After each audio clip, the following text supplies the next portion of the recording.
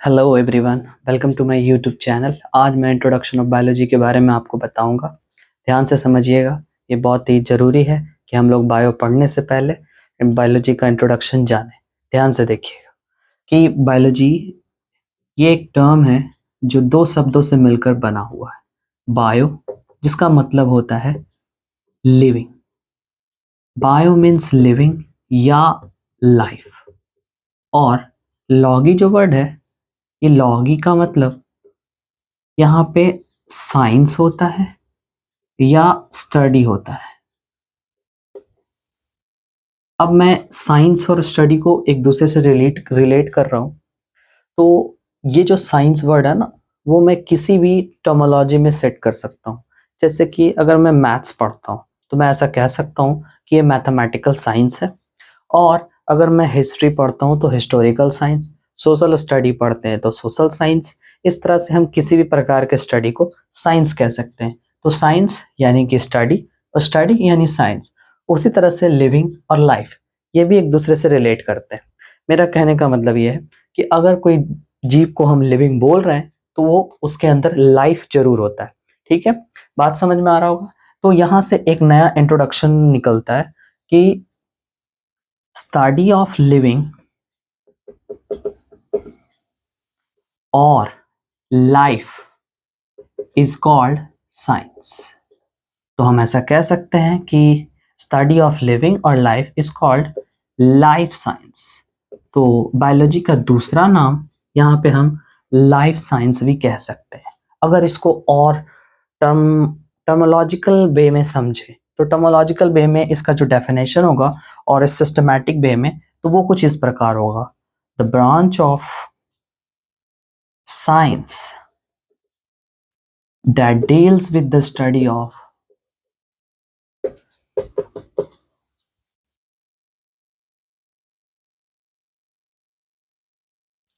living and their different phenomena or characteristic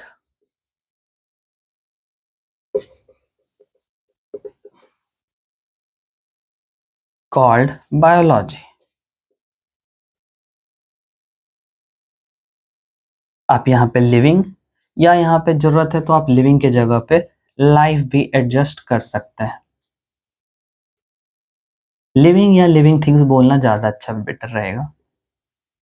तो ये living things, तो the branch of science that deals with the study of living things and their different phenomena और characteristic is called biology, है ना, is called biology.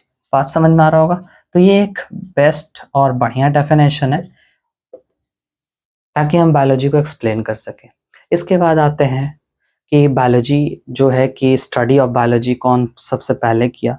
तो इसके father जो है, फादर ऑफ बायोलॉजी, वो हम लोग एरिस्टोटल को मानते हैं,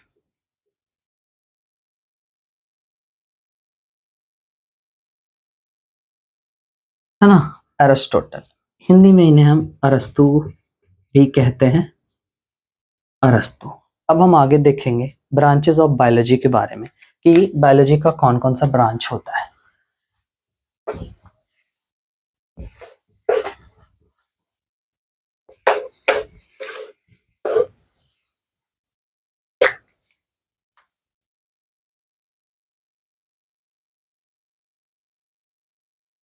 ब्रांचेस ऑफ बायोलॉजी में ये दो प्रकार के होते हैं। फर्स्ट वन जिन्हें हम जूलॉजी कहते हैं, और दूसरा जिन्हें हम बोटनी कहते हैं। जूलॉजी, इसका एक दूसरा नाम भी है जिन्हें हम एनिमल साइंस भी कह सकते हैं, यानी कि the branch of biology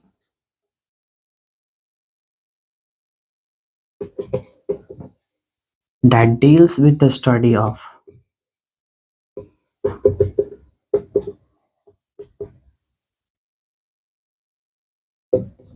animals and their different characteristics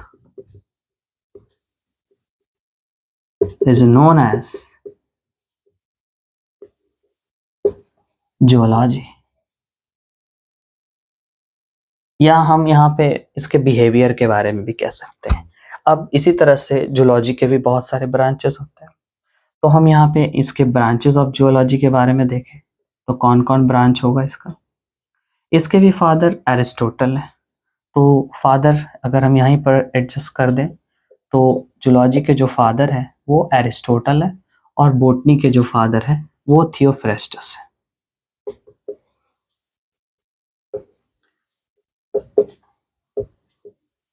यहाँ पे मैं इसके ब्रांचेस के बारे में बता रहा हूँ, ध्यान से समझिएगा। जैसे कि एनिमल एनाटॉमी, दूसरा animal physiology,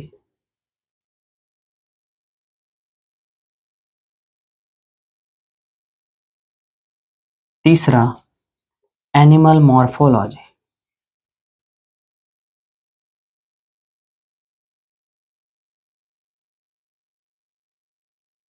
fourth number animal genetics,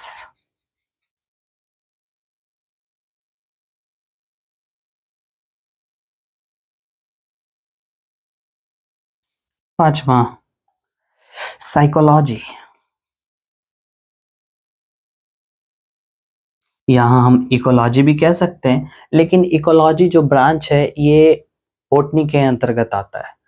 तो हम लोग एनिमल इकोलॉजी भी जान पढ़ते हैं, क्योंकि इन्वायरमेंट जो ब्लेंड करता है यानी इन जीवों के साथ, ठीक है, इसलिए मैं इस ब्रांच को इसमें नहीं रख रहा। उसके बाद और जो इसके ब्रांचेस हैं वो अलग अलग प्रकार के हो जाएंगे, जैसे कि मुझे यहाँ पे सोचना पड़ेगा कि और ब्रांचेस में यहाँ पे क्या दे सकता हूँ।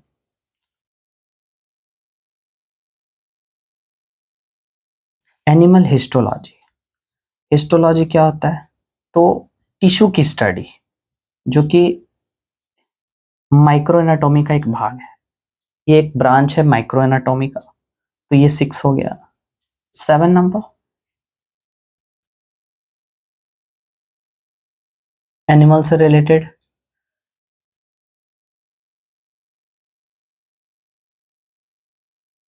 Anatomy, physiology, morphology, genetics, psychology, histology.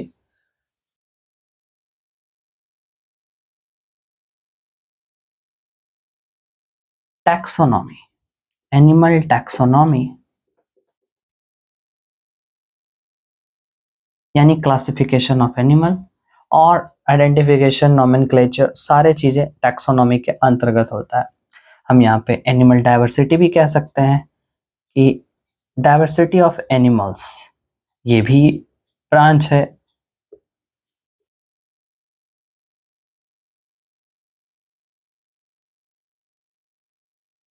एक दो ब्रांच और है, जैसे कि एंटोमोलॉजी, स्टडी ऑफ इंसेक्ट्स, और ऑर्निथोलॉजी, स्टडी ऑफ बर्ड्स। अगर मैं चाहूँ तो कहीं पर एडजस्ट कर देता हूँ कि एंटोमोलॉजी जो कि इंसेक्ट की स्टडी होती है, और ऑर्निथोलॉजी जो कि बर्ड्स की स्टडी होती है। ऐसे ही हम चाहे तो और भी बहुत सारे ब्रांचेस लिख सकते हैं।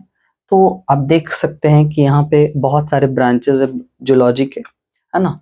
इसी तरह से बोटनी का भी ब्रांच होता है, जो कि हम अभी देखेंगे। और हम लोग इसे चाहे तो एक्सप्लेन भी कर सकते हैं, अगर एक एक करके समझना चाहें तो। जैसे कि एनिमल एनाटॉमी, तो एनाटॉमी का मतलब क्या होता है कि इस ब्रांच में हम जीवों के इंटरसेक्ट, मतलब जीवों को हम लोग वहां पे सिजेरियन करके उसका अंदर का हिस्सा को अच्छे से पढ़ाई करते हैं, तो वो एनाटॉमी होता है। एनिमल फिजियोलॉजी कि एक जीव के अंदर जितने भी तरह के फंक्शन होते हैं, जिस भी तरह के, चाहे वो रेस्पिरेशन हो, डाइजेशन हो, वो सारी फंक्शंस हम एनिमल फिजियोलॉजी के अंतर्गत पढ़ते हैं। साथ में यहाँ पे एनिमल मॉर्फोलॉजी दे रखा है, तो एनिमल मॉर्फोलॉजी का मतलब क्या होता है कि हम सिर्फ उसके बाहरी रूप रंग को देख करके उसको क्लासिफाई कर रहे हैं, तो वो मॉर्फोलॉजी होता है।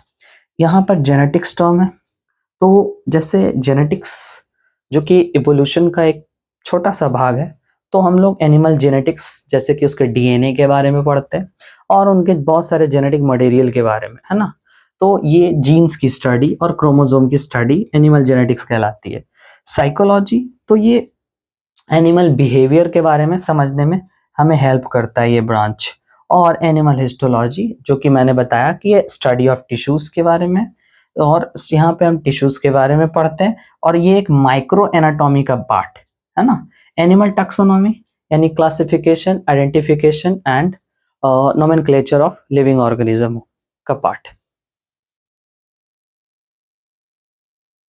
तो अभी हम लोग देखेंगे कि बोटनी यानी वनस्पति विज्ञान, ये जो ब्रांच, ये प्लांट साइंस कह सकते हैं आप इसको, प्लांट साइंस, क्योंकि बोटनी में हम पेड़ पौधों के बारे में ही पढ़ते हैं, तो ये प्लांट साइंस है ना। तो द स्टडी ऑफ प्लांट्स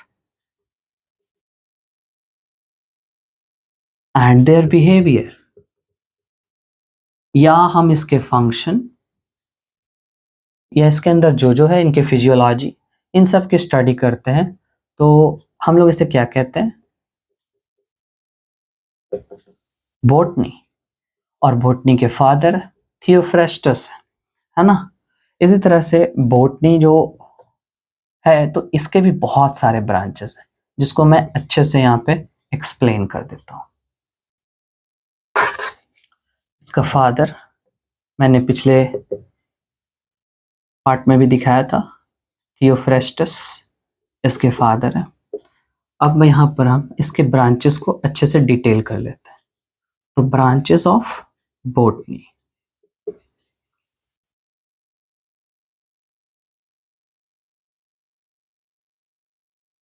तो जैसे कि एनिमल एनाटॉमी होता है, वैसे ही प्लांट एनाटॉमी होता है, यानी कि प्लांट के अंदर का भाग, उसकी स्टडी। जैसे कि हम पौधों की एजिंग के बारे में पढ़ते हैं, तो पौधे का एज कैसे डिटरमाइन किया जाता है, तो हम लोग पेड़ के स्टेम को काटते हैं और उसके अंदर जाइलम और फ्लोएम से बनाया हुआ वेस्कुलर बंडल को काउंट करते हैं, जिससे हमें पेड़ के एजिंग के बारे में पता चलता है। तो इसी तरह से उसके फंक्शन, ट्रांसपोर्टेशन, फोटोसिंथेसिस और भी बहुत सारी चीजें जो कि उसके बारे में पढ़े, तो ये एनाटॉमी के अंदर आता है ना। उसकी बनावट, उसी तरह से प्लांट मॉर्फोलॉजी, जैसे कि फ्लावर, इसका डिजाइन, उसकी स्टडी, सीड्स, फ्रूट्स, ये सब जिसमें पढ़ते हैं वो मॉर्फोलॉजी सेक्शन होता है। इसमें रूट सिस्टम, शूट सिस्टम सब कुछ आता है, मोनोकॉट्स, डाइकॉट्स सब कुछ इसके अंदर पढ़ते हैं। तीसरा जो पार्ट है वो क्या है, प्लांट जेनेटिक्स। आप जानते हैं कि जेनेटिक्स के फादर कौन है, तो ग्रेगोर जॉन मेंडल, जिसके बारे में हमने क्लास 10 में पढ़ा था, है ना। ग्रेगोर जॉन मेंडल जो कि जेनेटिक्स एक्सपेरिमेंट के पहले ज्ञाता या फादर आप कह सकते हो। तो उन्होंने रिसर्च करके प्लांट हाइब्रिडाइजेशन के बारे में सभी लोगों को बताया। तो ये प्लांट जेनेटिक्स भी हमारा ब्रांच। उसके बाद इकोलॉजी, इकोलॉजी भी हमारा ब्रांच। इकोलॉजी क्या है, तो प्लांट्स का ब्लेंड होना इन्वायरमेंट के साथ, ये इकोलॉजी कहलाता है। यहाँ पे एनिमल और प्लांट दोनों आते हैं, एक दूसरे से ब्लेंड करते हैं, मिक्स होते हैं और एक इकोसिस्टम जनरेट करते हैं। तो इकोलॉजी भी एक बहुत बड़ा पार्ट है ना। उसी तरह से प्लांट फिजियोलॉजी, यानी पौधों के अंदर जितने भी प्रकार के फंक्शन होते हैं, हम प्लांट फिजियोलॉजी के अंतर्गत पढ़ते हैं। प्लांट फिजियोलॉजी के बाद प्लांट हिस्टोलॉजी, हम यहाँ पे एक और ब्रांच देखेंगे जिन्हें हम एग्रीकल्चर कहते हैं। तो एग्रीकल्चर के अंतर्गत बहुत सारे ब्रांच आते हैं। जैसे हम एग्रीकल्चर के अंतर्गत कौन कौन सा ब्रांच कह सकते हैं, तो एग्रोनॉमी, एग्रोनॉमी के बारे में, जहां हम क्रॉप प्रोडक्शन के बारे में पढ़ते हैं। फिर एग्रोनॉमी के बाद हॉर्टिकल्चर, हॉर्टिकल्चर जहां वेजिटेबल्स और फ्रूट्स को उगाया जाता है, ये भी एग्रीकल्चर का ब्रांच है। एग्रीकल्चर प्रैक्टिसेस या किसी भी प्रकार का, तो ये सब हम इसी में पढ़ते हैं। ये हो गया एग्रीकल्चर। उसी तरह से अगला ब्रांच जैसे कि एनिमल हस्बेंड्री, आपने पशुपालन के बारे में जाना होगा या सुना होगा कि एनिमल हस्बेंड्री भी होता है जिसमें हम लोग पशुओं यानी कैटल्स को पालते हैं, है ना। जो पालतू जानवर होते हैं उन्हें पाला जाता है यहाँ पे। जैसे कि आप फिश फार्मिंग करते हो, एक्वाकल्चर जिसे कहते हैं हम लोग, है ना, बी कीपिंग मधुमक्खी पालन, आप एपीकल्चर भी इन्हें कह सकते हो। उसी तरह से सेरिकल्चर भी आता है, सिल्क वॉर्म की होती है। तो इसके भी बहुत सारे ब्रांचेस है ना। जैसे कि poultry farming, cattle farming, cattle जैसे गाय भैंस बकरी ये सब पालना, पोल्ट्री मुर्गी ये वगैरह, है ना। तो ये सब एनिमल हस्बेंड्री के पार्ट के अंतर्गत आता है। इस तरह से और भी इसके ब्रांचेस है बॉटनी के, जैसे कि हम एनिमल टैक्सोनॉमी कहते हैं, उसी तरह से प्लांट टैक्सोनॉमी भी होता है, क्योंकि प्लांट की भी स्टडी की गई है ना। उसका क्लासिफिकेशन, आइडेंटिफिकेशन और नॉमेनक्लेचर किया गया है। उसी तरह से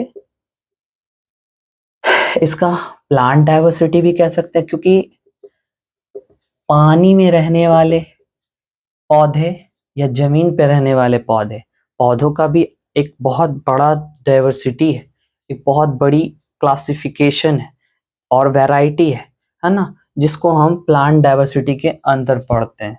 इसी तरह से यहाँ पे हम एल्गे के बारे में भी पढ़ते हैं, है ना। तो ऐसी बहुत सारी पार्ट्स है ना, उसके क्लासिफिकेशन है, इनमें भी डिविजन्स होते हैं, है ना। जैसे प्लांट के अंदर किंगडम होता है तो इनमें भी डिविजन्स होते हैं। तो ये ब्रांचेस आप देख रहे हो, ये बोटनी के ब्रांचेस है ना। तो वीडियो अच्छा लगा तो इसके लिए बहुत बहुत धन्यवाद, और लाइक करें, सब्सक्राइब करें। Thank you.